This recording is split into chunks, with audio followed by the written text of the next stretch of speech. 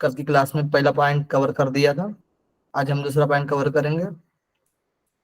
कल हमने योग का इतिहास और उसका विकास देखा था, और अर्थ और परिभाषा, भ्रामक धारणाएं, योग का लक्ष्य एवं उद्देश्य, इतनी बातें हमने जान ली थी। आज हम दूसरे पॉइंट में वेद, उपनिषद, प्रस्थानत्रयी का परिचय और पुरुषार्थ चतुष्टय की अवधारणा, इतना जानेंगे आज की क्लास में। और षड दर्शन की सामान्य अवधारणा कल की क्लास में जानेंगे, क्योंकि ये बड़ा टॉपिक है, उसके लिए एक दिन लगेगा। फिर हमारे 3 दिन में ये 2 टॉपिक कवर, फिर बाकी टॉपिक। तो आज हमें और प्रस्थानत्रयी क्या है और पुरुषार्थ चतुष्टय, ठीक है। तो वेद, उपनिषद और प्रस्थानत्रयी का सामान्य परिचय देंगे आज की क्लास में। वेद क्या है, उपनिषद क्या है, ठीक है, और प्रस्थानत्रयी में क्या क्या चीजें आती है, ये सारा देखना है। जहां पर हम इम्पोर्टेंट बोलते हैं वहां पर आप नोट कर लेना, फिर जहां से क्वेश्चन पूछा गया और पूछा जाएगा। सबसे पहले वेद के बारे में देखते हैं। तो वेद शब्द विद धातु से बना है, जिसका अर्थ होता है ज्ञान, विचार, सत्ता। ज्ञान, विचार और सत्ता, जो कि वेद का अर्थ होता है। वैदिक साहित्य में वेद को अपौरुषीय कहा गया है। अपौरुषीय क्यों कहा गया? क्योंकि इसका मतलब होता है, अपौरुषीय का मतलब होता है कि ये इंसानों के द्वारा नहीं लिखा गया है या फिर कहा गया नहीं है, ये भगवान के द्वारा कहा गया है। ऋषियों के द्वारा अनुभूत ज्ञान वेदों में सुरक्षित है। ये जो है ऋषियों के द्वारा जो अनुभूत ज्ञान है वो वेदों में सुरक्षित है, ठीक है।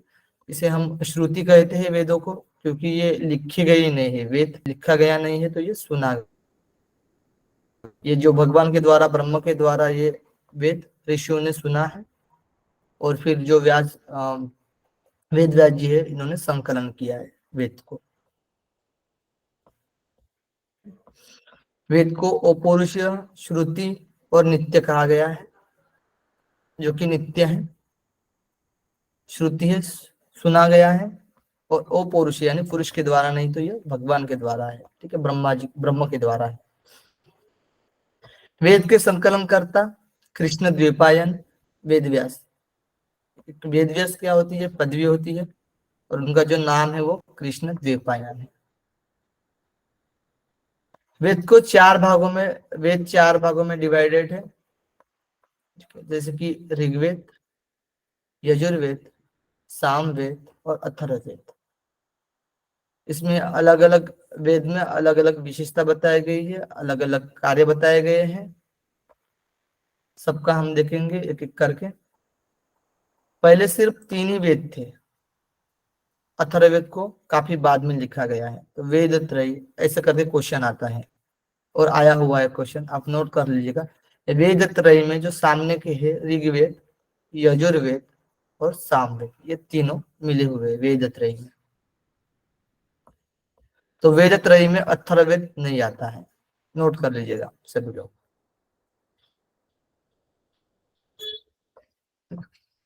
सवाल आता है कि इसमें से वेद त्रयी में कौन शामिल नहीं है? अथर्ववेद। अथर्ववेद शामिल नहीं, ठीक।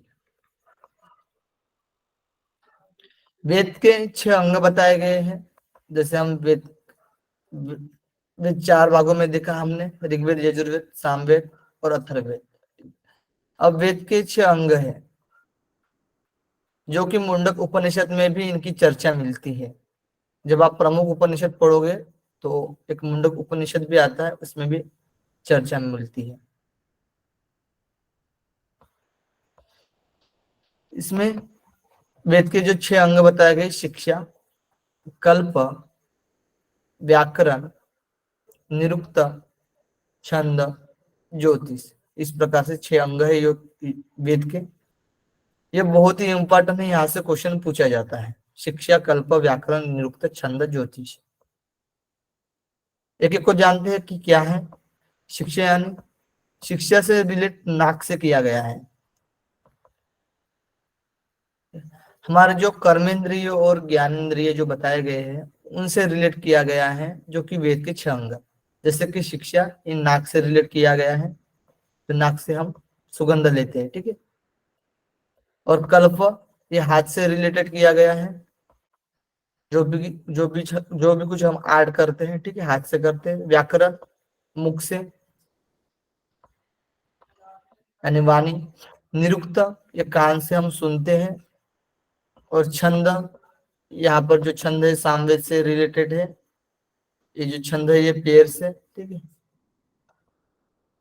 डांस वगैरह करते हैं, ठीक है, छंद पैर से।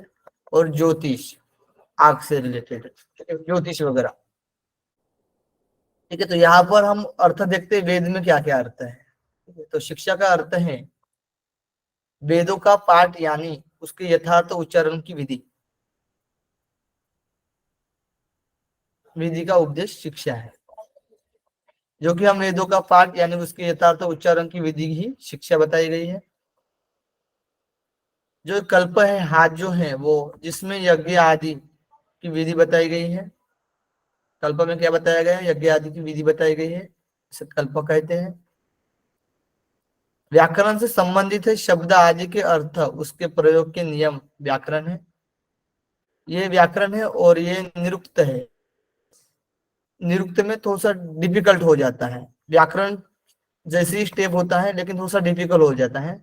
जैसे कि इसमें वैदिक शब्दों का जो कोश यानी डिक्शनरी है उसमें पर्यायवाची शब्द भी बताए गए हैं, ठीक है। तो वही निरुक्त में बताए गए हैं। फिर पेड़ से रिलेटेड है, वैदिक छंदों रचना का ज्ञान छंद है। और फिर आंख यानी ग्रह और नक्षत्रों की स्थिति, गति और हमारे जीवन पर उसका प्रभाव, ये सब ज्योतिष में बताया गया है। इस प्रकार से 6 अंग है, आपको ये याद रखना है। मेन जो है वो शिक्षा, कल्प, व्याकरण, निरुक्त, छंद, ज्योतिष, ये 6 प्रकार के वेद के अंग होते हैं। और शिक्षा से रिलेटेड नाक, कल्प हाथ, व्याकरण मुख, निरुक्त कान, छंद पैर, ज्योतिष आंख। इसको भी याद रखना है आपको, क्योंकि पूछा जाएगा कल्प क्या है, हाथ मुख कान पैर, तो फिर हाथ ऐसे लग टिक करना है, ठीक है। तो ये आपको नोट करना है। छंदों को वेदों का पाद कहा गया है, और कल्प को हाथ, ज्योतिष को नेत्र, निरुक्त को कान, और शिक्षा को नाक, और व्याकरण को मुख कहा गया है। इम्पोर्टेंट, जैसे कि सुक्त, सुक्त यानी क्या होता है, जो कि ऋग्वेद में जो मंडल मंडल 10 मंडल बताए गए हैं उसमें अनेक सारे सुक्त आते हैं। देखिए सुक्त यानी क्या आता है, तो वेद मंत्रों के समूह को सुक्त कहा गया है, यानी जो कि वेद मंत्र जो होते हैं उसके समूह को सुक्त कहा गया है। लोग अपनी अपनी अपनी अलग अलग कामनाओं की पूर्ति के लिए इन सूक्तों में वर्णित देवताओं की प्रार्थना करके उसे पूर्ण करते हैं। अपने कामनाओं की पूर्ति के लिए अलग अलग देवताओं की प्रार्थना करते हैं। जैसे कि ऋग्वेद में 33 देवताओं का नाम आता है, मेन जो होता है वो 33 देवताओं के नाम आते हैं। इन सूक्तों में वैदिक मंत्र निहित है। प्रत्येक सूक्त के ऋषि, देवता, छंद और विनियोग यानी अर्थ, ठीक है, उसका अर्थ ऋषि, देवता, छंद और विनियोग होते हैं। प्रत्येक सूक्त के ऋषि, देवता, छंद और विनियोग, ये 4 भाग होते हैं सूक्त में भी। ऋषि यानी जिन्होंने मंत्र को साक्षात किया और मंत्र के स्वरूप को यथार्थ रूप में समझा है, इनको ऋषि कहा गया है। सूक्त के अंदर ही इन चारों की बात आती है, जैसे कि ऋषि, देवता, छंद और विनियोग। तो ऋषि यानी क्या होता है कि जिन्होंने मंत्र को साक्षात किया है, मंत्र के स्वरूप को यथार्थ रूप में समझा है, इनको ऋषि कहा गया है। और देवता यानी मंत्र के अक्षर जिनके विषय में कहा गया है वही उस मंत्र के देवता है। यानी जैसे कि जहाँ पर 33 देवता का उल्लेख आता है ऋग्वेद में, जैसे उसमें प्रजापति का आता है, इंद्र का आता है, अग्नि देवता का आता है, ठीक है। तो जिनके विषय में कहा गया है उसी को देवता कहा गया है, सिंपल भाषा में। फिर छंद, छंद में वेद मंत्रों का उच्चारण करने के लिए छंद आवश्यक है। यानी जब हम उच्चारण करते हैं तो छंद की आवश्यकता होती है, जब वेद मंत्रों का उच्चारण किया जाता है तो। फिर विनियोग, जिस उद्देश्य के लिए मंत्र का प्रयोग किया जाता है उसे भी नहीं होगा। यानी क्या उद्देश्य है, आपको मोक्ष चाहिए, ठीक है, या फिर आपको सुख शांति चाहिए, या फिर आपको पैसा चाहिए, है ना, जिस उद्देश्य के लिए हम मंत्र का प्रयोग करते हैं उसको बोलते हैं विनियोग। तो ये सूक्त में 4 पार्ट आते हैं, ऋषि देवता छंद विनियोग, ये नोट कर लीजिएगा। सूक्त में 4 पार्ट आते हैं, जैसे कि अनेक आचार्यों के मत के अनुसार ऋषि देवता छंद और विनियोग। अब देखिए वेद के 4 भाग, प्रमुख तो हमने देखा था 4 वेद है, 4 के जो प्रकार बताए गए थे वो तो 4 वेद है ना, ऋग्वेद, यजुर्वेद, सामवेद और अथर्ववेद। तो सीक्वेंस से हम जाएंगे तो ऋग्वेद, सामवेद और फिर यजुर्वेद और RYSA RY। तो इसमें से भी एक एक, जैसे कि ऋग्वेद के 4 भाग पढ़ते हैं, सामवेद के 4 भाग होते हैं, फिर यजुर्वेद के 4 भाग और फिर अथर्ववेद के 4 भाग पढ़ते हैं, ठीक है। तो इसमें जो 4 भाग बताए गए कि संहिता, जो कि मंत्र है संहिता, फिर ब्राह्मण, जहां पर ब्राह्मण की चर्चा आती है, ब्राह्मण ग्रंथ है, और फिर आरण्यक, यानी जहां पर जंगल में लिखा गया है आरण्यक, और फिर उपनिषद, ये लास्ट में आता है। तो आप एक समझ लीजिए कि हम एक ऋग्वेद को पकड़ लिया, तो जैसे कि स्टार्टिंग का जो भाग आता है वो मंत्र संहिता होती है, ठीक है, संहिता बोला गया उसको। फिर उसके बाद जो भाग आता है फिर ब्राह्मण ग्रंथ, फिर उसके बाद में आता है वो आरण्यक, और उसके लास्ट में जो आता है वो उपनिषद। इसको वेदांत बोला जाता है उपनिषद को, क्योंकि वेद का अंतिम भाग होता है, जहां पर सार रूप में बताया गया है वेद को। वेद को समझना है तो उपनिषद को पढ़ने से वेद समझ में आएगा, क्योंकि वो सार रूप है, वेदों का जो सार है वो उपनिषद है। इतनी बातें सबको समझ में आ गई होगी, जिसको ना समझ में आया वो पूछ सकते हो, फिर जिसको समझ में आया वो थम्स अप कर सकते हो। ब्राह्मण के भी 3 भाग बताए गए हैं, जिसमें ब्राह्मण, आरण्यक, उपनिषद भी आता है। इसमें इतना जाना नहीं है, बस ये जानना है आपको, यहाँ से क्वेश्चन पूछा जाता है, मंत्र संहिता, ब्राह्मण ग्रंथ, आरण्य ग्रंथ और उपनिषद। किसी ने हैंड रेस किया है क्या, पूछ सकते हो। अब देखिएगा किस वेद में क्या क्या बताया गया है, ये भी इम्पोर्टेंट है। जैसे स्टार्टिंग में हम ऋग्वेद को देखते हैं, तो ऋग्वेद में देवताओं की भक्ति स्तुति की गई है, देवताओं की स्तुति की गई है। जैसे हमने 33 देवता बताए गए थे, आपको नाम भी बता देता हूँ। जैसे इसमें शतपथ ब्राह्मण में बताया गया था 8 वसु, 11 रुद्र, 11 रुद्र, 8 वसु, नोट कर दीजिएगा, 8 वसु, 11 रुद्र और 12 आदित्य और 1 इंद्र और 1 प्रजापति। इस प्रकार से 33 देवताओं के बारे में बताया गया है ऋग्वेद में, और देवताओं की स्तुति की गई है। क्या फिर से सर एक बता बार रहे? फिर से बोल दीजिए। 8 वसु, 11 रुद्र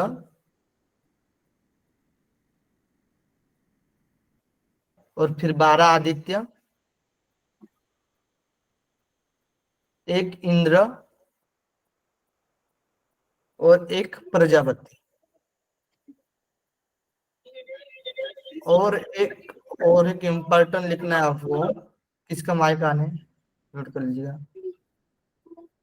सर रास्ते आप उसको जो सब इम्पोर्टेंट है थोड़ा मार्क कर दीजिए।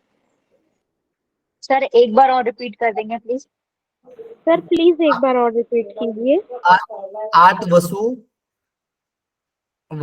8 वसु बताए गए, वसु देवता, और 11 रुद्र, 12 आदित्य, 1 इंद्र, 1 प्रजापति। इस प्रकार से 33 देवता बताए गए। 8 वसु, 11 रुद्र, 12 आदित्य, 1 इंद्र और 1 प्रजापति। आप कुछ और बता रहे थे ना प्रजापति के बारे में भी। हाँ अब बता रहा हूँ, ठीक है, नहीं प्रजापति हो गया 33 देवता। और एक इम्पोर्टेंट चीज है कि जैसे कि आर्य में, ठीक है, आर्य में ज्यादातर जो मानते थे कि जैसे वेद में कि सबसे प्रथम इंद्र की उपासना करते थे सबसे ज्यादा, और उसके बाद अग्नि देवता का नाम आता है। तो यह क्वेश्चन में पूछा जा सकता है, सबसे पहले इंद्र देवता को पूजा जाता है, फिर उसके बाद इंद्र देवता के बाद अग्नि देवता। इन दोनों देवता फेमस है, ठीक है। सर इनकी ये उपासना की ऋग्वेद की बात बता रहे हैं, सर ऋग्वेद की हाँ। बात बता रहे हैं। हाँ, ऋग्वेद की। अच्छा, उसमें पहले इंद्र देवता फिर अग्नि देवता। अग्नि देवता, हाँ। और जो ओके ऋग्वेद के सर। जो देवता, हाँ, और ऋग्वेद के जो देवता है ना वो अग्नि देवता है, मेन अग्नि देवता है। ऋग्वेद के जो देवता मानेंगे तो हम अग्नि देवता है। तो इसमें गायत्री मंत्र यही से लिया गया है, ऋग्वेद ऋग्वेद में ही बताया गया है गायत्री मंत्र। ऋचाओं का संकलन है, ऋचाओ यानी पद्य, ठीक है। सर यहाँ पर वसु किसको बोला गया है? क्या बोले? देवता को वसु वसु, किसको बोला गया है? देवता, वसु देवता, 8 वसु बताए गए हैं। वसु मतलब? तारा को बोलते हैं सर, जो तारा होता है ना, तारा अष्टवसु होता है, अष्टवसु वो तारा। ओके, ठीक है, धन्यवाद जी। अष्टो तारा होगा ना? भीष्म पितामह हमें अष्टवसु का एक था, भीष्म पितामह भी एक अष्टवसु का एक था। ओके, जैसे कि सप्तऋषि बोलते हैं ना, उसी प्रकार से अष्टवसु, ठीक है। तो उसमें भीष्म पितामह भी एक वसु था, ठीक है। इस प्रकार से 8 वसु की चर्चा आ रही है, ठीक है ना जी? जी। ठीक है। इसमें ऋचाओं का संकलन है यानी पद्य में लिखा है। ये जो ऋग्वेद है ये पद्य में है। फिर यजुर्वेद में आते हैं तो यजुर्वेद में युद्ध और यज्ञ की चर्चा बताई गई है। मेन इसमें यज्ञ है, यज्ञ के बारे में बताया गया है, युद्ध और यज्ञ। फिर ये गद्य प्रधान वेद है, गद्य में लिखा गया है। वैसे तो वेद लिखा गया नहीं है, ठीक है, नहीं तो आप बोलोगे कि फिर लिखा गया है करके, लेकिन इसको संकलन तो किया गया है। तो कृष्ण द्वैपायन के द्वारा ये संकलन किया गया है, तो ये गद्य में है। फिर सामवेद, सामवेद में संगीत की चर्चा आती है, जैसे कि 7 स्वर, सा रे गा म पा धा नी, ठीक है। सा सर यजुर्वेद के देवता कौन है?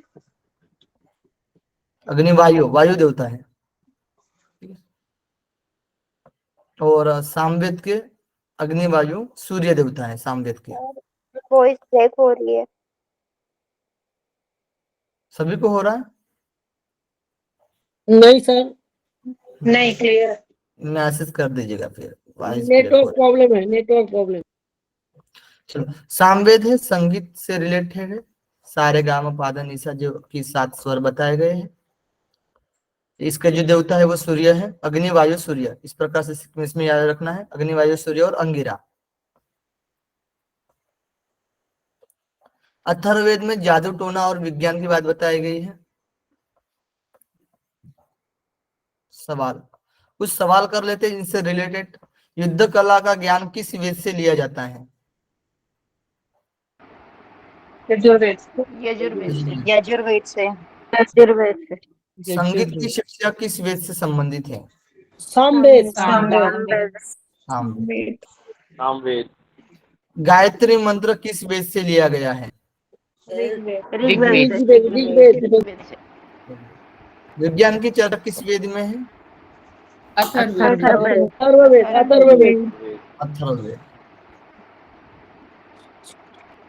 अब देखिए वेद के उपवेद भी होते हैं, जैसे एक भाग होता है मेन ब्रांच है ना, फिर उसका उपभाग भी होता है, जैसे कैप्टन और उप कैप्टन। उसी प्रकार से वेद ये मेन है और फिर उसके उपवेद है। अब बताइएगा, मीनाटी जी बताइए। सर जो बताया गया है अष्टवश, 11 रुद्र और 12 आदित्य, उसका नाम जरा उतना बता इम्पोर्टेंट दीजिए। नहीं, उतना इम्पोर्टेंट नहीं। 8 वर्षों में अब किन कौन कौन से देवता आते हैं, 12 आदित्य में क्या क्या आता है, ठीक है, उतना इम्पोर्टेंट नहीं है। ठीक है। गूगल सर्च कर लोगे ना तो वो आ जाएगा, ठीक है। जितना इम्पोर्टेंट था 33 देवताओं के नाम आते हैं, उतना इम्पोर्टेंट है। अब वेद और उपवेद बताए गए। किसी का माइक ऑन है, म्यूट कर लीजिएगा निकी जी।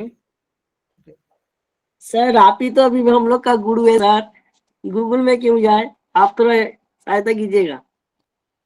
ठीक है, अमित जी म्यूट कर लीजिएगा, हैंडल्स करते जाएगा, ठीक है, भूलना हो तो। चलो, वेद जो है ऋग्वेद, यजुर्वेद, सामवेद, अथर्ववेद। वेद के उपवेद बताया गया कि ऋग्वेद का जो उपवेद है वो आयुर्वेद है। जैसे हम कैप्टन उप कैप्टन की बात की, तो कैप्टन जो होगा वो ऋग्वेद होगा, फिर उप कैप्टन जो होगा वो आयुर्वेद होगा। तो यजुर्वेद का जो उपवेद होता है वो धनुर्वेद होता है। अब सामवेद का जो उपवेद है वो गंधर्ववेद है, और अथर्ववेद का जो उपवेद है वो शिल्पवेद है। आयुर्वेद यानी ऋग्वेद का जो उपवेद है वो आयुर्वेद यानी आयु के लिए बात बताई गई थी, जैसे कि हम देखते हैं आयुर्वेद में, जो कि षडरस भी बताए गए हैं, ठीक है, और आयु की परिभाषा भी बताई गई है। तो आयुर्वेद की चर्चा आती है। यजुर्वेद में धनुर्वेद यानी धनुर्विद्या के बारे में बताया गया है। किसी को बोलना हो ना तो हैंड रेस कर लीजिएगा, ठीक है ना, पहले से बोला। यजुर्वेद, इसमें धनुर्वेद है उपवेद। धनुर्वेद जो कि धनुर्धार की बात बताते हैं कि धनुर्विद्या सीखने के लिए बताया गया है। फिर सामवेद का जो उपवेद है वो गंधर्ववेद, यहाँ पर नाद, ठीक है, जो आहत अनाहत नाद जो सुनाई देता है, जैसे कि हम हठ ग्रंथ में पढ़ा था, ठीक है। तो गंधर्ववेद को ही मतलब आहत या अनाहत को ही गंधर्व कहा गया है, ठीक है। तो इसकी चर्चा है। फिर अथर्ववेद यानी इसमें शिल्पवेद, शिल्पवेद यानी शिल्प यानी कला होती है, आर्ट होती है, जहाँ पर की जो हमारा शरीर है, जो पिंड है, पिंड के बारे में बताया गया है, किस प्रकार से है पिंड, ठीक है। और फिर जैसे कि गृह वगैरह, मंदिर गृह वगैरह बनाते हैं, ठीक है, उसके बारे में है किस प्रकार से गृह बनाया जाए, ठीक है। तो शिल्पवेद में बताया। बताइएगा शालिनी जी, हाँ बताइए। चलिए सर आयु आयुर्वेद में सर आपको उसमें औषधि वगैरह होना चाहिए सर, आयु की चर्चा। एक मिनट सर पूजा आपने जी, आयु की चर्चा, हाँ क्या बोल सर रहे हैं? मेरा आयुर्वेद भी में क्या, ये क्वेश्चन था। एक ही पूछिए ना, पूजा जी बताइए। सर आयुर्वेद में आपने आयु की चर्चा की है, लेकिन हमें लग रहा है कि यहाँ पे औषधि वगैरह होना चाहिए। आयुर्वेद जैसे एक चिकित्सा प्रणाली है, तो उससे रिलेटेड। देखिए, तो आयु आयु के लिए ही ये है, ठीक है, आयुर्वेदी है वो, ओके सर। ठीक है। तो आयु के बारे में ही बताया गया है। यजुर्वेद चिकित्सा भी तो जीवन से शालिनी जी बताइए अभी। हाँ सर, मुझे भी यही कंफ्यूजन था कि आयु एज का है कि औषधि का है ये। एज आयुर्वेद में बताइए। आयु की ही चर्चा की गई है, आयु की ही मतलब एज, उस एज मतलब आयु बढ़ने के लिए। आयु के बारे में बताया गया है उसमें। अब जैसे कि आयु हाँ, बढ़ाने के लिए जो ज्ञान होता है उसको नाम आयुर्वेद कहा जाता है। वो हाँ, तो एक आयु तरीके बढ़ाने, से स्वास्थ्य के लिए कहा गया है ना, स्वास्थ्य स्वस्थ जीवन रहेगा तो आयु हाँ, बढ़ेगी, तो वही आयु का ज्ञान आयुर्वेद हो जिसमें गया। है उसको आयुर्वेद बोला गया है। आयुर्वेद, हाँ, तो वही अभी उसमें भी तो आयुर्वेद, जो हम आयुर्वेद पढ़ते हैं उसमें भी तो वही चीज है ना, ठीक है। और वही यही परिभाषा दी है उसी में भी। यही में परिभाषा है, ठीक है। तो आयु के लिए ही है, वो आयुर्वेद ही है। यहाँ से ही ऋग्वेद का उपवेद ही है जो हम पढ़ते हैं, वो आयुर्वेद जो वही है, ठीक है, वही चीज है। क्योंकि इसने जो आयुर्वेद जिसने दिया है वो प्रजापति है, प्रजापति से ही वो आया है। अब जैसे कि हमारे सामने चरक संहिता आती है ना, क्योंकि सबसे पहले तो वेद ही आया है ना, ठीक है, उसके बाद ही बाकी की चर्चा आती है। वेद, वेद में जो अब पाठ और गान करने वाले बताए गए हैं कि जो पाठ करने वाले होते हैं या फिर गान करने वाले होते हैं जो सामवेद में, तो उसको क्या बोला जाता है, और उसके उपवेद और इसकी ज्ञाता। तो देखिए, जो ऋग्वेद है, ऋग्वेद का जो गान करने वाला होता है वो होत्रु यानी होता कहा जाता है। और जो आयुर्वेद का जो ज्ञाता होता है, ठीक है, वो है प्रजापति। आयुर्वेद में भी बताया गया है, जैसे प्रजापति, ठीक है। फिर इनकी चर्चा आती है, उनका किस किस ऋषि को यह ज्ञान दिया गया है आयुर्वेद का, ठीक है। तो प्रजापति से स्टार्टिंग होती है, नोट कर लीजिएगा लगे तो आप, ठीक है। फिर यजुर्वेद, यजुर्वेद को जो पाठ करने वाला होता है वो अधर्वु, अधर्वु कहा जाता है। और धनुर्वेद का जो ज्ञाता होता है वो विश्वामित्र होता है, क्योंकि धनुर्विद्या इसमें बताई गई है, धनुर्विद्या के बारे में। और फिर सामवेद उद्गाता, जैसे हम छांदोग्य उपनिषद पढ़ेंगे ना तो वहां पर उद्गाता की चर्चा आती है। उद्गाता यानी उद्गित यानी ओम होता है, और उसका गाने वाला, गाने वाले उच्चारण को, करने वाला। उच्चारण करने वाले को उद्गाता कहा जाता है। ठीक है, उसका उपवेद जो होता है वो गंधर्व वेद, यानी यहाँ पर जैसे आहत अनाहत नाथ की चर्चा आती है। इसका जो ज्ञाता होता है वो नारद। फिर अथर्ववेद, अथर्ववेद का जो पाठ करने वाला होता है ब्रह्मा, और उसका भी उपवेद जो होता है वो शिल्पवेद, यानी आर्ट, एक कला होती है जो कि विश्वकर्मा के द्वारा दी गई है। ठीक है, उसका जो ज्ञाता है वो विश्वकर्मा है। इतनी बातें समझ में आ गई होगी आपको, ये बहुत ही इम्पोर्टेंट। ठीक है, ये जो चार्ट है ये आपको याद ही होना चाहिए। जैसे कि और एक नोट करने वाली चीज है कि ऋत्विज यानी ऋतु अर्थात समय पर यज्ञ कराने वाले को ऋत्विज कहा जाता है, यानी जो यज्ञ करते हैं उसको ऋत्विज कहते हैं। ठीक है, ऋतिज नहीं होगा सर, ऋतिक होगा, ऋतिक हो सकता है, ऋतिक। नहीं ऋत्विज ही है। ठीक है, ऋत्विज ही है।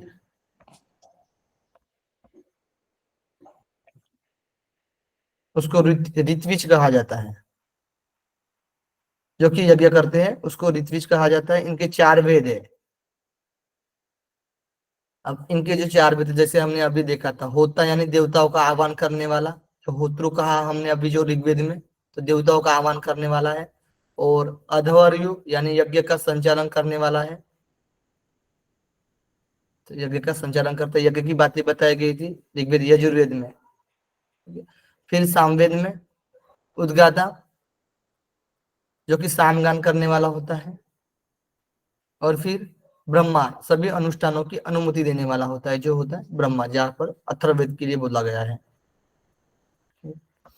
ठीक, अब देखते हैं एक एक वेद के बारे में, किसमें जैसे कि कितने मंत्र है, कितने पार्ट है ना, इस प्रकार से चर्चा की गई है। और किस भाषा में लिखा गया है, इसके रचना काल क्या है, इनके ऋषि क्या है, इनके देवता क्या है, सारे की चर्चा करेंगे हम अभी एक एक चीज को पकड़ कर। जैसे ऋग्वेद, ऋग्वेद की भाषा जो होती है वो संस्कृत में है, और लिपि ब्राह्मी भाषा होती है। जो संस्कृत में, और लिपि यानी लिखी गई जो होती है, लिपि जो होती है वो ब्राह्मी है। वो समझ में भी नहीं आती, इस प्रकार से ब्राह्मी होती है लिपि। आपको दिखा देता हूँ। ठीक है, ब्राह्मी लिपि इस प्रकार से है। ठीक है, मैं आपको यहाँ पर ये शेयर कर दूंगा आपको।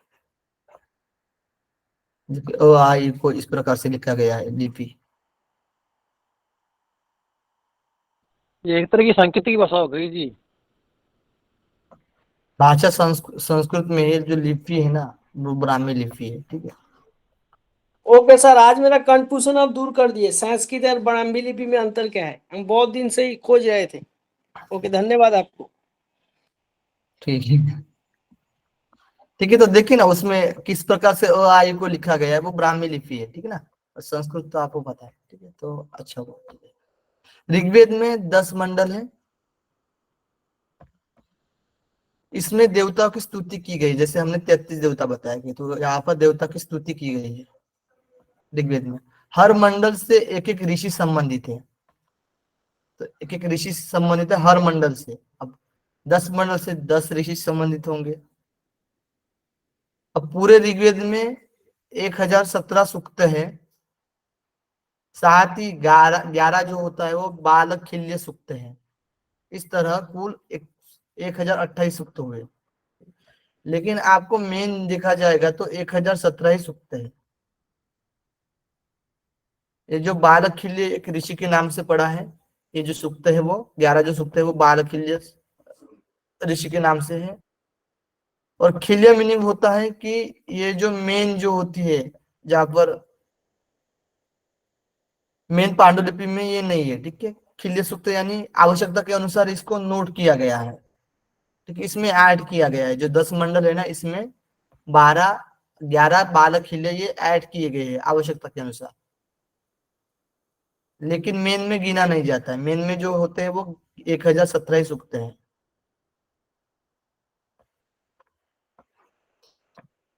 ऋग्वेद की मुख्य धारा से भिन्न होने के कारण, है ना, मुख्य जो धारा है उसके भिन्न होने के कारण स्वाध्याय के समय इन खिलो सूक्तों को छोड़कर पढ़ने की परंपरा रही है, यानी इनको छोड़कर ही पढ़ा जा रहा है।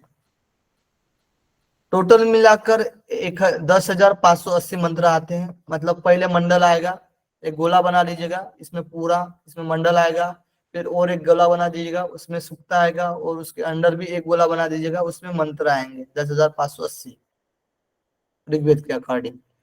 इसे ऋचा कहा जाता है, यानी जो पद्य में लिखे हुए हैं। ऋग्वेद के जो उपवेद होता है वो आयुर्वेद होता है, और उपवेद के रचनाकार जो होते हैं वो प्रजापति होते हैं, अभी हमने पढ़ा था। यहाँ पर जो विख्यात मंत्र है वो गायत्री मंत्र की चर्चा की गई है,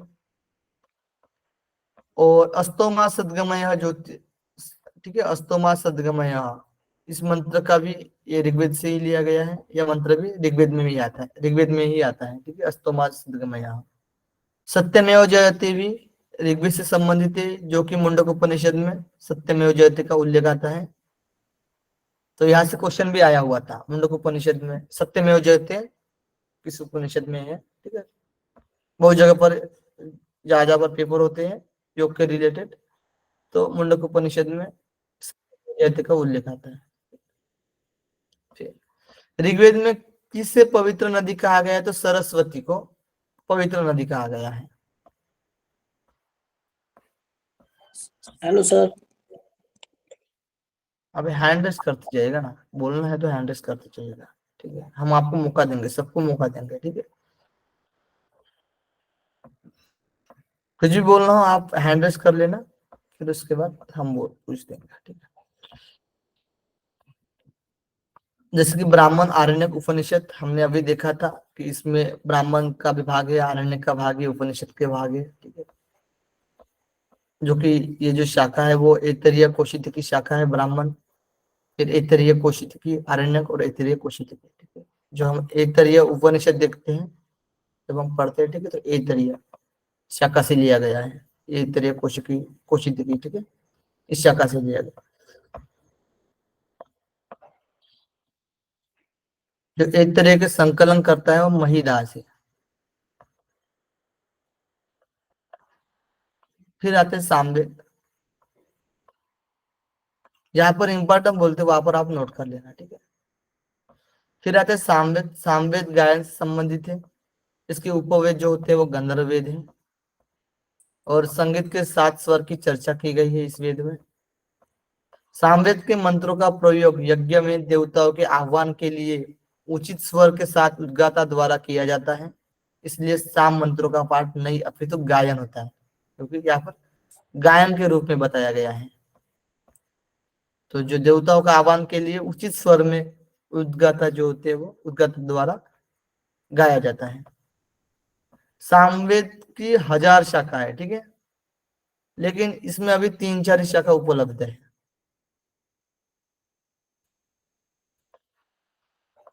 जैसे कि जैमिनीय, ये भी शाखा है। छांदोग्य, जैमिनी शाखा है, प्रमुख जो शाखा है वो जैमिनी है, जो कि सामवेद से रिलेटेड है। फिर यजुर्वेद में आते हैं। यजुर्वेद के जो उपवेद है वो धनुर्वेद है। यजुर्वेद के 2 परंपरा है, एक तो शुक्ल यजुर्वेद और कृष्ण यजुर्वेद, ठीक है। तो उसके 2 परंपरा है यजुर्वेद की। शुक्ल यजुर्वेद में मंत्र मात्र संकलित है, जो शुक्ल यजुर्वेद में है वो मंत्र है, और कृष्ण यजुर्वेद में मंत्रों के साथ ब्राह्मण अंश भी आते हैं, ब्राह्मण की भी चर्चा की गई है। इसमें दोनों का मिश्रण है कृष्ण यजुर्वेद में। मंत्रों के विशुद्ध और अमिश्रित रहने के कारण सच्चे होने से शुक्ल यजुर्वेद माना गया है, ठीक है। तो हम शुक्ल को शुभ मानते हैं और कृष्ण को अशुभ मानते हैं, यानी काला टाइप में, ठीक है, अशुभ मानते हैं। जैसे हमने शुक्ल कर्म और कृष्ण कर्म अभी जैसे पातंजलि योग सूत्र में आपने पढ़ा है। यजुर्वेद में यज्ञ और अनुष्ठान का विस्तृत वर्णन बताया गया है, यज्ञ के लिए यजुर्वेद फेमस है। यहाँ पर अग्निहोत्र, चातुर्मास, राजसूय, अश्वमेध आदि प्रमुख यज्ञ उनमें से एक कहते हैं, ठीक है। तो जो कि अग्निहोत्र जो हर रोज भी किया जाता है, अग्नि को आह्वान जो हवन बोलते हैं, ठीक है, जहाँ पर अग्नि बुझाई नहीं जाती, ठीक है, अग्नि को चलते रहना देना चाहिए, ठीक है। तो जो हवन करते हैं। चातुर्मास एक व्रत टाइप है जो कि 4 मंथ तक करते हैं, ठीक है। 4 महीने सतत करना होता है चातुर्मास। राजसूय ये जो यज्ञ होता है, जो कि राजा लोग होते हैं, वो चक्रवर्ती सम्राट बनने के बाद, जो अनेक राजाओं पर विजय प्राप्त करने के बाद राजसूय यज्ञ करते हैं। और फिर अश्वमेध, जहां पर कि ये जो देव यज्ञ करने के बाद फिर अश्वमेध करते हैं। तो अश्वमेध में क्या करते हैं कि अश्व को छोड़ा जाता है। क्यों? क्योंकि चक्रवर्ती सम्राट बनने के लिए। और जिसने पकड़ लिया उस अश्व को छोड़ा जाता है, और उसके पीछे सेना को भेजा जाता है। और जिसने पकड़ लिया उस अश्व को, तो कि उसको युद्ध करना पड़ेगा। जो अश्व जिस राजा ने अश्व छोड़ा है, ठीक है, उसके साथ युद्ध करना पड़ेगा। और युद्ध नहीं करेगा और जहां से वो जो घोड़ा है वापस आएगा फिर, तो फिर वो चक्रवर्ती सम्राट बनेगा, क्योंकि सभी राजा ने उस पर समर्पण कर दिया है, ठीक है। तो ये अश्वमेध यज्ञ होता है। इस प्रकार से यजुर्वेद में बताया गया है यज्ञ के बारे में। कर्मकांड की चर्चा होने की वजह से यह सबसे ज्यादा लोकप्रिय है। कर्म के बारे में बताया गया है यजुर्वेद में। इसमें भी जैसे कि शतपथ शाखा, तैत्तिरीय बृहदारण्यक, आरण्यक जो है वो। फिर उपनिषद में तैत्तिरीय, कठोपनिषद, श्वेताश्वेतर उपनिषद और बृहदारण्यक उपनिषद आते हैं। फिर अथर्ववेद में आते हैं। अथर्ववेद में जो उपवेद है वो शिल्पवेद है। और अथर्ववेद को वेद त्रयी में शामिल नहीं किया गया, ये तो इम्पोर्टेंट ही आपको बता दिया था। और इससे 2 ऋषि संबंधित है, एक तो अथर्वा और एक अंगिरा ऋषि, ठीक है। अथर्व इसमें जो जादू टोना, भूत प्रेत, विज्ञान की बातें बताई गई है। भूत प्रेत से कैसे निवारण किया जाए, है ना, उसकी भी चर्चा है। इसमें गोपद ब्राह्मण, आरण्यक का भाग नहीं इसमें। और फिर मांडुक्य उपनिषद है इससे रिलेटेड। उपनिषद के हर वेद को 4 भागों में बांटा, ये तो पता है आपको। संहिता, ब्राह्मण, आरण्यक, उपनिषद, ये तो इम्पोर्टेंट है, इसको सीक्वेंस में आपको याद रखना है। संहिता, ब्राह्मण, आरण्यक, उपनिषद। ठीक है, यहाँ तक किसी को कोई डाउट हो तो पूछ सकते हो, ठीक है। ये जो मेन था हमने आपको बता दिया था, ठीक है। ये तो इम्पोर्टेंट है। बाकी जो ऋग्वेद, अथर्ववेद, हाँ बताइए। हाँ आपने बताइए। अथर्ववेद के देवता क्या बताए थे? अंगिरा, इसमें ऋषि लिखा है, लेकिन ये अंगिरा देवता में ही गिने जाते हैं, ठीक है। इसको एक बार हम देख लेंगे, क्योंकि अग्नि, वायु और आदित्य और अंगिरा देवता की कैटेगरी में आते हैं, ठीक है। फिर ऋषि के भी अलग नाम बताए गए, 4 नाम। एक मेरे पास एक ये है उसका, ठीक है, डायग्राम, वो भेज दूंगा आप सभी को ग्रुप में। ठीक है। तो उसमें देवता भी है और ऋषि भी है। हाँ बताइए शालिनी जी। सर जैसे कि उपनिषद 108 हैं, तो ऐसे संहिता, ब्राह्मण और अरण्यक के भी पार्ट बताए गए हैं क्या? कितने ब्राह्मण हैं, कितने, हाँ हाँ ऐसा कुछ है? बिल्कुल, उसमें भी ब्राह्मण है ना, उसमें भी ब्राह्मण है, आरण्यक है। जैसे अभी देखा ना, जो शाखा देखी थी अभी हमने, जैसे कि यहाँ पर ब्राह्मण, शतपथ ब्राह्मण, तैत्तिरीय, ये जो शाखा है, ठीक है। अलग अलग ब्राह्मण से अकॉर्डिंग भी है।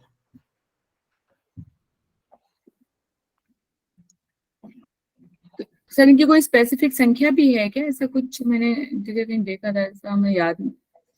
जैसे ब्राह्मण कितने हैं या संहिताएं कितनी हैं? देखिए, ये तो मेन 4 है ना, एक भाग में 4 आते हैं, ठीक है। अब उसमें अब ब्राह्मण की चर्चा अलग, ब्राह्मण अनेक ब्राह्मण की चर्चा, जैसे हम देखेंगे तो बृहदारण्यक उपनिषद। तो बृहदारण्यक उपनिषद में, बृहदारण्यक शायद नहीं, सॉरी, सामवेद उपनिषद। तो सामवेद में जाएंगे तो हम 47 ब्राह्मण की चर्चा आती है। ये तो अनेक है, ठीक है, बहुत से ब्राह्मण। संहिता के बाद, जैसे संहिता में जो मंत्र है ना, देवताओं की चर्चा की गई थी, तो देवताओं के बाद एक ब्राह्मण भाग आएगा, ठीक है। तो ब्राह्मण भाग आएगा तो उसमें बहुत से ब्राह्मण आएंगे, जैसे कि शतपथ ब्राह्मण आएगा, समझ, ठीक है। तो शतपथ ब्राह्मण के रिलेटेड कुछ एक मतलब ये ग्रंथ हो गया, आप समझ सकते हो, उसका आप अब अध्ययन कर सकते हो, ठीक है। फिर अलग कोई ब्राह्मण होगा, ठीक है, इसका अलग अलग मतलब ऐसे बहुत से ब्राह्मण की चर्चा आएंगी। फिर उसके बाद आरण्यक की चर्चा आएंगी, तो अलग अलग आरण्यक में भी जो जो लिखा है वो, ठीक है। फिर उसके बाद उपनिषद आएगा, तो उपनिषद में तो पूरा सार रूप आ जाएगा उसमें लास्ट में, ठीक है। कुछ रहा तो हम ढूंढ कर आपको बता देंगे, ठीक है। तो संहिता, ब्राह्मण, आरण्यक, उपनिषद। अब वेदों का जो अंतिम भाग होने की वजह से उपनिषद को वेदांत कहा गया है। इसमें जो लास्ट भाग है वो वेद का जो अंतिम भाग होता है वो उपनिषद होता है, तो इसीलिए इसको वेदांत कहा गया है। उपनिषद का हम अर्थ देखेंगे तो उप उप यानी समीप, नजदीक है ना, नी यानी श्रद्धा पूर्वक बैठना। तो शिष्य क्या करता है, गुरु के पास जाकर, उसके पास समीप जाकर श्रद्धा पूर्वक बैठता है और ज्ञान को अर्जन करता है, ठीक है। गुरु ने जो बताया है उसको श्रवण करता है। उपनिषद का अर्थ है ज्ञान की प्राप्ति के लिए गुरु के पास श्रद्धा पूर्वक जाकर बैठना, है ना, ज्ञान प्राप्त करने के लिए। इसके सिलेबस के अकॉर्डिंग 18 उपनिषद है, जिसमें 10 प्रमुख उपनिषद है और 8 योग के उपनिषद है। प्रमुख उपनिषद में ईशा उपनिषद, ईशा, केन, कठ, प्रेषण, मुंडक, मांडुक्य, ऐतरेय, तैत्तरीय, छांदोग्य और बृहदारण्यक, इस प्रकार से 10 उपनिषद आते हैं। और फिर योग उपनिषद देखेंगे हम, 8 उपनिषद है हमारे सिलेबस के अकॉर्डिंग। तो श्वेता श्वेतर उपनिषद, योग कुंडलिनी उपनिषद, योग चूड़ामणि, त्रिशिकी ब्राह्मण उपनिषद, योग तत्व उपनिषद, ध्यान बिंदु उपनिषद, नाद बिंदु उपनिषद और योगराज उपनिषद। अब टोटल उपनिषद की चर्चा करेंगे ना तो 108 उपनिषद है, नोट कर लीजिएगा, 108 उपनिषद है टोटल उपनिषद की। और योग के जो उपनिषद है वो 20 है। योग के कितने, 20 उपनिषद है। सर मतलब सर जोग के विषय में बताया गया 20 उपनिषद में ना? बिल्कुल। Okay okay, thank you. Good, ठीक है। तो अब किस किस वेद से संबंधित है ना योग के उपनिषद, वो देखेंगे हम। तो श्वेता श्वेतर जो उपनिषद है वो कृष्ण यजुर्वेद से संबंधित है, और योग कुंडलिनी उपनिषद है वो भी कृष्ण यजुर्वेद से संबंधित है। यजुर्वेद के 2 भाग आते हैं, कृष्ण यजुर्वेद और शुक्ल यजुर्वेद। तो दोनों जो है श्वेता श्वेतर और योग कुंडलिनी उपनिषद कृष्ण यजुर्वेद से संबंधित है। योग चूड़ामणि सामवेद से संबंधित है। त्रिशिकी ब्राह्मण उपनिषद शुक्ल यजुर्वेद। तो ब्राह्मण से जैसे हम समझते हैं ना कि ब्राह्मण ठीक है अच्छा है ना, पुण्य कर्म करने वाला, तो ये शुक्ल यजुर्वेद से संबंधित है, ऐसे आप याद रख सकते हो। योग तत्व उपनिषद कृष्ण यजुर्वेद से संबंधित है, और ध्यान बिंदु उपनिषद कृष्ण यजुर्वेद से संबंधित है। नाद बिंदु उपनिषद ऋग्वेद से संबंधित है, और योग राज उपनिषद किसी वेद से संबंधित नहीं है।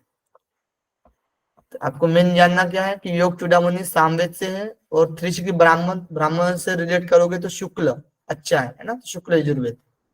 और फिर नाद बिंदु उपनिषद ऋग्वेद से संबंधित है, और बाकी जो है वो कृष्ण यजुर्वेद से लगा देना है, ठीक है। और योगराज उपनिषद जो है वो किसी वेद से नहीं है। और जो प्रमुख उपनिषद है, जैसे कि ऋग्वेद से एक ही उपनिषद है ऐतरेय उपनिषद, और कृष्ण यजुर्वेद से कठ उपनिषद, और इसमें जैसे कि योग उपनिषद भी जोड़ेंगे इसमें तो शिवता क्षेत्र उपनिषद, और फिर तैत्तरीय उपनिषद जो प्रमुख उपनिषद है कृष्ण यजुर्वेद से संबंधित है। शुक्ल यजुर्वेद से संबंधित ईशा तथा बृहदारण्यक, और सामवेद से संबंधित छांदोग्य तथा के, और अथर्ववेद से संबंधित प्रश्न, मुंडक, मांडुक्य। आप सीक्वेंस से जाओगे ना तो एकदम सिंपल है, जैसे कि ईशावास्य उपनिषद पहला उपनिषद और लास्ट वाला जो उपनिषद होता है वो शुक्ल यजुर्वेद से संबंधित है। अब जो दूसरे नंबर का होता है केन उपनिषद, और लास्ट से के दूसरा जो होता है वो छांदोग्य उपनिषद, ये छंद यानी सामवेद से संबंधित है। और फिर तीसरे नंबर का जो होता है वो कठ उपनिषद और तैत्तरीय उपनिषद, ये जो है वो कृष्ण यजुर्वेद से संबंधित है। अब जो चौथा, पांचवा और छठवा प्रश्न, मुंडक, मांडुक्य, ये जो है वो अथर्ववेद से संबंधित है, और जो बचा है वो ऐतरेय, ये ऋग्वेद से संबंधित है। इस प्रकार से भी आप लोग याद रख सकते हैं।